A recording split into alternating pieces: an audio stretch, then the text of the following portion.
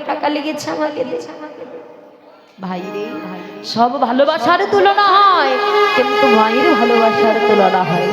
কিন্তু বাবা, এই জগতে আমরা কয়জন পিতা মাতাকে শ্রদ্ধা করছি, কয়জন মায়ের চরণে ভক্তি রাখি গো? হ্যাঁ, রাখতে পারি না বাবা। সারাটা জীবন মায়ের অন্তরে ব্যথা দিয়ে যায়, দুঃখ দিয়ে যায়, জ্বালা দিয়ে যায়।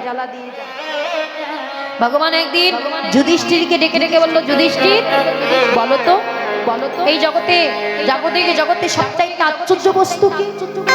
যুধিষ্ঠির বলেছিল, প্রভু জগতে সবচাইতে আশ্চর্য বস্তু কি জানো?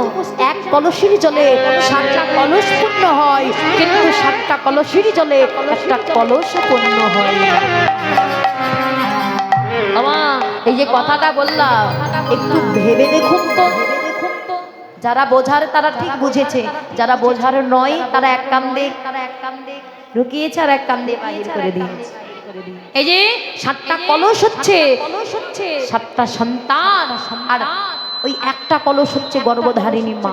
একই মায়ের দুগ্ধ স্তন দিয়ে 7টা সন্তান মানুষ হয় বাবা, কিন্তু ওই 7টা সন্তানের ঘরে একটা মায়ের জায়গা হয়। ভাই রে, সব ভালোবাসার তুলনা হয়, কিন্তু মায়ের ভালোবাসার তুলনা হয় না।